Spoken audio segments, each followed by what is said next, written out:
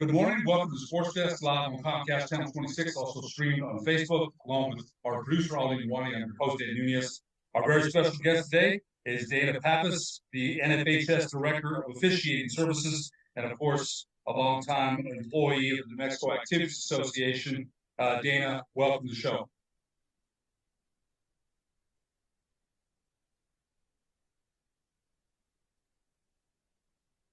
Dana, are you muted? I can't hear you.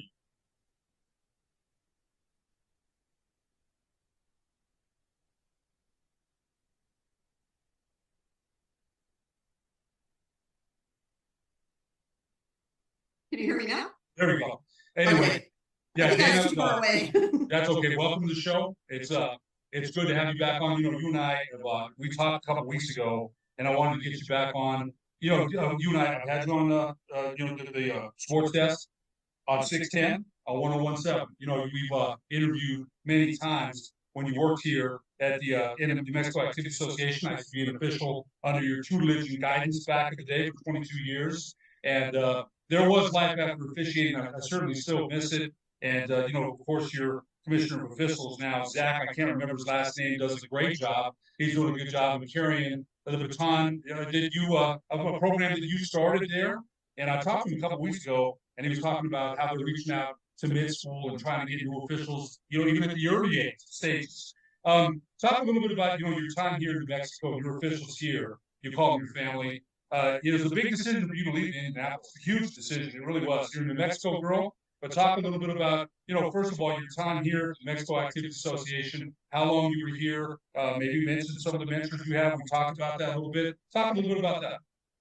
Absolutely. So, New Mexico Activities Association, New Mexico Officials Association, really defined who I am in large part. I was at the NMAA and with the officials for 24 years and went by in a flash, which is crazy, but certainly the members of the NMOA are still family, and I still talk to a lot of them, and we text and we Facebook and we email, and certainly when I'm in town, if I can run into some of them, it's great.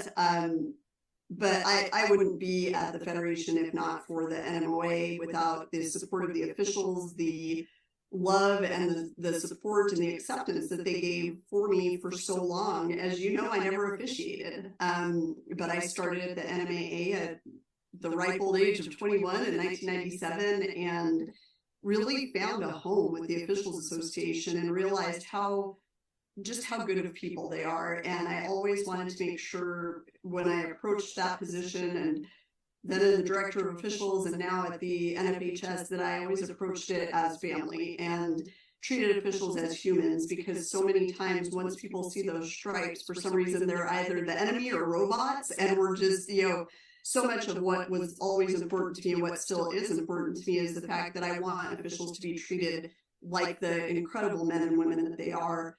I owe so much of where I am and who I am to Gary Tripp.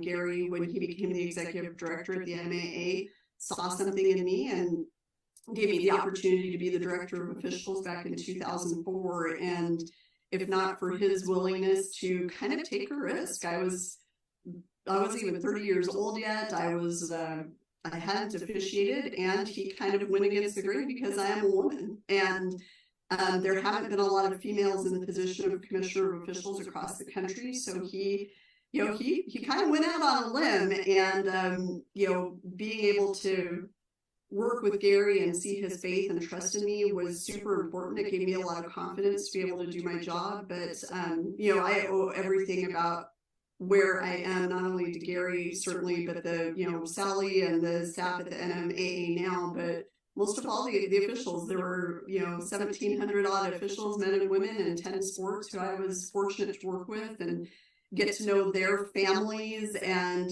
really saw a full life cycle of a lot of people's children. So they come in a stroller one day and they were graduating from high school and getting married the next day. So being able to be a part of not just the officiating side of it, which I loved. I loved watching people officiate and trying to work with them and help them with whatever it was that they needed, but getting to know them as people and getting to know their families, that was more important to me than the X's and O's will ever be. It's just those relationships and those friendships will last me long after, officiating has left my bloodstream. So I'm very fortunate. I'm very grateful. And, the NMOA will always be a part of my heart and who I am. And they certainly are a guiding factor in decisions that I even make today.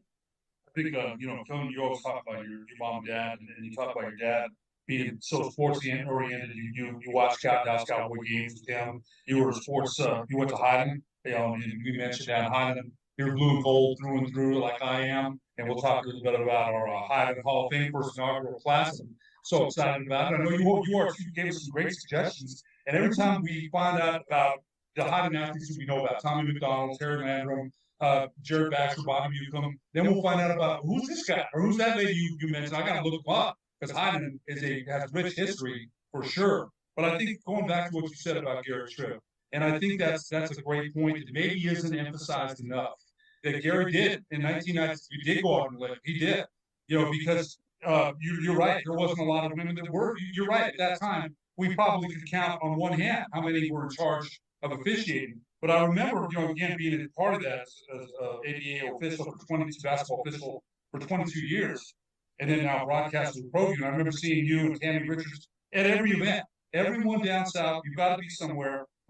Jeremy Hernandez is up north. You're down south. Tammy's up in the southeast. But it's fun. When we saw each other, it's always, hey, here you are. And you had to keep your eye on basketball officiating, soccer, baseball, softball, wrestling.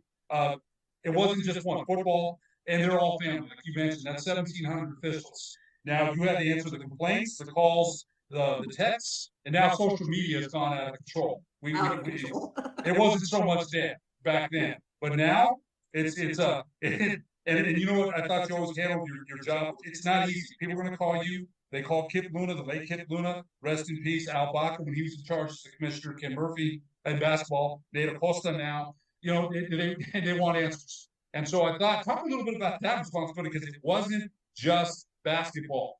You're talking about officiating the whole band, the whole corral. You're in charge of all of that. Talk about the responsibility there, because it's a lot. Yeah, definitely not a lot of fan mail did I receive in my career, but a lot of complaints, a lot of concerns. Parents really do like to reach out if they feel that their kid was wrongly ejected or whatever the case may be. And it was, it was exhausting. It was overwhelming, because you always knew if your phone rang on a Thursday night at about 9:15, it probably wasn't somebody to tell you, calling to tell you good night. It was usually going to be somebody who was upset about something that had happened in a contest.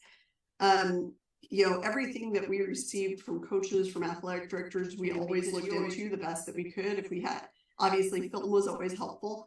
Parents, we tried to get them to follow the process, which is going through their coach or their athletic director. But most of all, people just want to be heard. They want to know that they have an ear. They want to know that people are hearing their concerns. Even if at the end of the phone call, we're still going to disagree with each other, it was always important for them to know that somebody was listening and that we did understand their concerns. But what I always did enjoy was, somebody would call me and they were irate and they were calling me names and, calling my mom names for that matter. They got ugly sometimes, but it was always for me using that opportunity to help educate and to talk to parents, to whoever called, if it was just a concerned spectator, about what it takes to be an official. And the fact that we were so short on officials so often that there are times we have to put officials out on a game that they may not be ready for just to get the game covered. So having that opportunity when someone calls and they're irate, to talk to them about that human element of officiating and to let them know that, these officials are going to classes, they're going to clinics, they're taking a test, they're sacrificing time away from their real jobs, from their families, to give back so that kids that aren't even theirs can participate in the games that they love. When you start talking about that sacrifice and the fact that they're doing the best they can, they aren't NBA officials, they aren't NFL officials, and every official at every level is human, and as such there will be mistakes. And when you look at any game, it's imperfect. The players aren't going to, they're not going to bat 1,000 every game, or they're not going to shoot 1,000 they're just not. It's not possible. And I think it'd be kind of boring if sports were that perfect. I think it's the human element that makes it exciting because there is an X factor of that human element that you just don't know. And that's why every game is important and every game is exciting. So even when I was getting just crushed by somebody on the phone, I always tried to use it as an opportunity to educate and talk about the need for officials. And, maybe that person I was on the phone with wasn't interested, but maybe they know somebody who is. And I think that sometimes when you're getting kind of demolished by somebody, it's hard to focus on how to make it better. But that's experiential. Obviously, in my first several years, I was just like, I'd let him yell and that was it. But as you take more of the beatings, I guess you get a little bit more prone to being able to address what the real issue is and hopefully shed some light on it. And at the end of the phone call, they may still think that they just don't like officials, but hopefully they at least take a pause when they realize that these are your area banker and police officer and grocery store worker. People from every walk of life are going out there to provide a community service for kids, and it takes a lot of intestinal fortitude to be an official, and not everybody has that. You're not kidding. 22 years I did it. I didn't throw out one player, one coach. That's not bad. One coach definitely deserved it. Came out after halftime and gave me the throat slash sign, and I should have ran him. And I still think about that and laugh about it now because it's too late. It's right. too late. But can't do that retroactively. right. If you could, right, there'd be a bunch of coaches that have been out. But I think you always talk about the development of officiating. It's important to know too. You mentioned they don't get a lot of money. The money's a little bit better now. They're not going out there and getting rich. They got to buy uniforms. They've got to stay in shape. A lot of guys I know here in Albuquerque are working, and they end up. One of my friends tore a hamstring. Those injuries happen, and it not just in basketball, in football, soccer, rest. And so I think it's important to know. You've always said this to me. The best view is from row 5. Come on down, always. Right? So I think that's now. I'm going to ask you a question. We've got about a minute left of this segment. Are you seeing a nationwide shortage? Now, we've seen a shortage here in Albuquerque. Is it a nationwide shortage? And what kind of steps can be taken to address it? I mentioned what Zach's doing here in Albuquerque, which I think is great, reaching out to the mid-schools. What can be done to address this nationwide shortage of officiating? It is nationwide. So we've done an extensive study at the National Federation. So we've looked at numbers from pre-pandemic, which is 2018-19 until now. And initially, there was about a loss of 50,000 officials nationwide in all sports. The numbers are looking better. We just finished the numbers from 22-23, and it looks like from the time that we started tracking the information to now, it's about $9,000 to $12,000 official shortage. We don't always know the exact number because there's some states that don't report, but we still are short. We're making strides. We definitely are at that cautiously optimistic standpoint because some of it we know is just that post-pandemic bounce back. And then some of it is because there's been some economic downturn. And anytime there's an economic downturn, people kind of come out of the woodwork because they think officiating is easy money. And then they do it for a couple of years and realize it was way easier from their couch. So we end up not keeping them.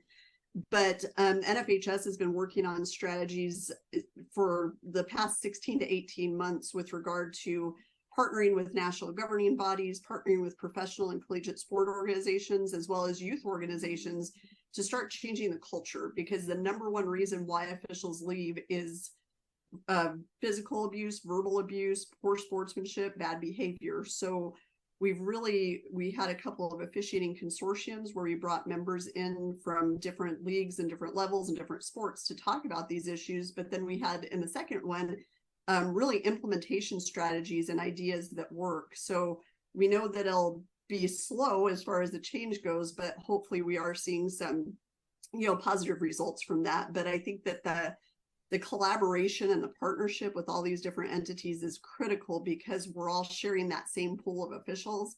And if somebody gets turned off because of something that happens at a Little League game, we aren't going to get them in high school. So it's trying to change that culture and create a common narrative from youth on up through professional sports. And that's really been the goal of the NFHS, is to be the group that kind of brings everybody together to address it on a global scale and to be able to look at things outside of just high school, because high school is affected both by youth below it and collegiate above it. So and even going as far as pros. absolutely. It's a hulking ship that's going to be many people to steer it, and it's Lots a of cultural wars. change, so it's going to take a while. But Dana, we're going to take a break, and when we come back, we'll talk about your move to Indianapolis and how you're faring out there, you and your husband Ed, after these messages on the sports desk.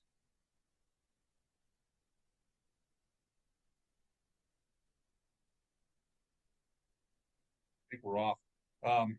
Good job. Thank you.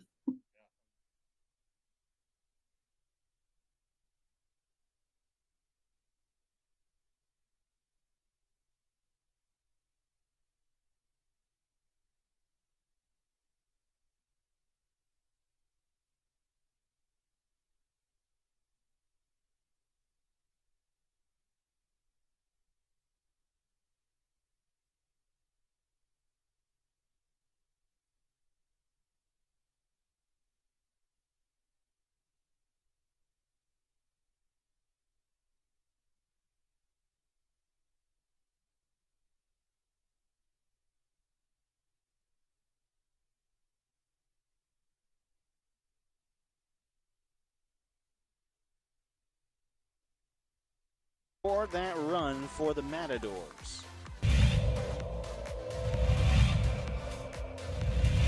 Coach Romero barking out his orders there to his players. He's been around the game for a long time. Nice shot to center field. That'll bring runners in. Just like that, La Cueva will bring 3 runners in to go up 3-0. Runner advances to third.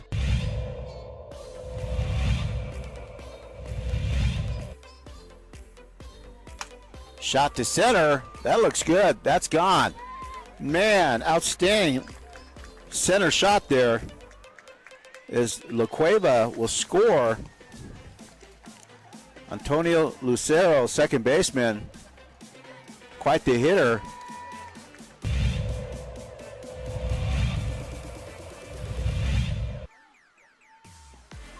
Shot to third, and good catch. And she gets the out. Outstanding play by Trinity Bazan. Nice bright spot.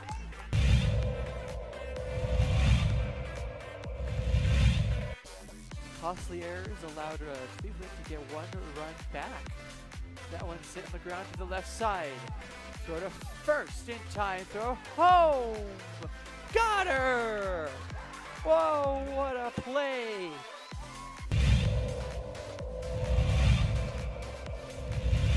Next door or something.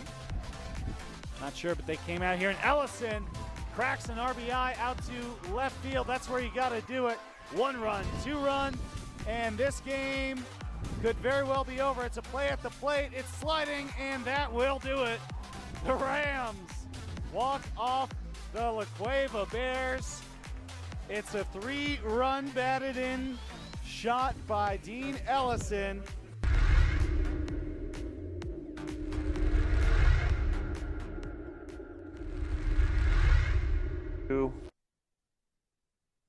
Welcome back to the Sports Desk live on Comcast Channel 26, also streamed on Facebook. I'm your host, Ed Nunez. Our very special guest today is Dana Pappas, the NFHS Director of Officiating Services, and certainly a larger title than you had to the New Mexico Activities Association, but you're not about titles.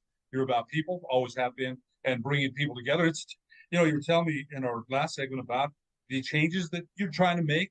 And like I said, it's a hulking ship, and we got, it's a cultural change, and cultural changes take how long? And that's okay. You're in it for the long haul. Absolutely. And I think it is a foreboding task to look at it and kind of see what's broken, but knowing how many hands are willing to help and the number of people and organizations who have come forward and said, we're in. Because we know at the federation level, we can't do everything. We can't solve all problems, and we can't be everything for everybody, but we can certainly be the kind of the cog of that to get information out and really provide materials for training and education. We're really excited. We've got some partnerships going on that I think will help with some of the professional sports organizations, where they're going to start helping us with our Become an Official campaign and our Bench Bad Behavior campaign.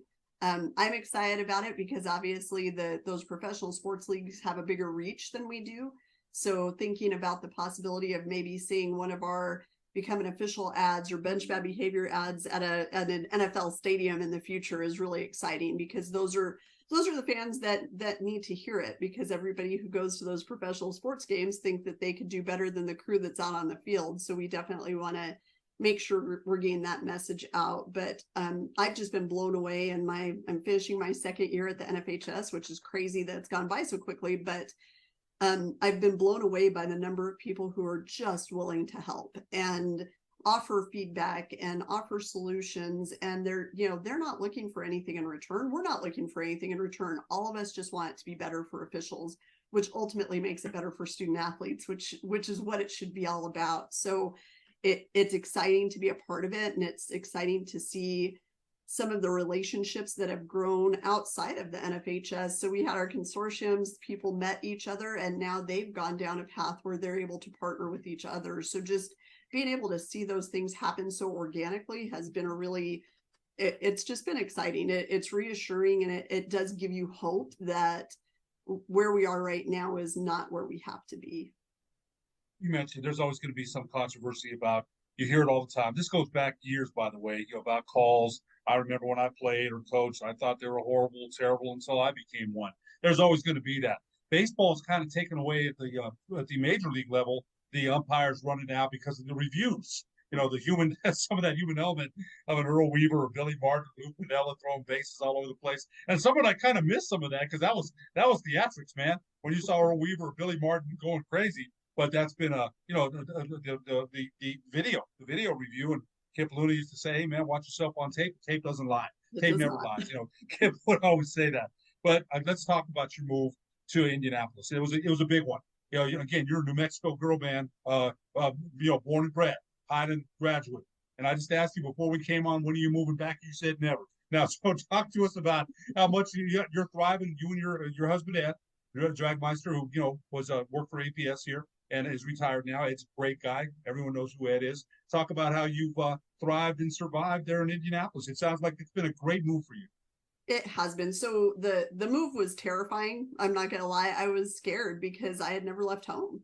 I am a New Mexico person through and through, and picking up and relocating 600 miles away from home, leaving my parents, leaving my friends, leaving my family, leaving the NMOA and the officials who I loved so dearly. It was scary. But I talked to my parents. Obviously Ed and I had conversations, and this is the dream job. And the dream job only happens once in a lifetime. And my dad, I had a very heart-to-heart conversation. Anybody who knows me knows that my dad and I are best friends, basically. And my dad basically said he would disown me if I didn't take the job. So I think that helped make the decision to leave them. I'm very close with my family, and leaving them was hard, but they knew it was the right decision. I knew in my heart that it was the right decision, and Ed definitely felt that way as well. So, we picked up, moved across the country with a couple of pods, which, wow, did we have more stuff than we ever needed. But that's another story for another conversation. But we came out here, and I jumped right into the job, and the life change has been very, very good for us.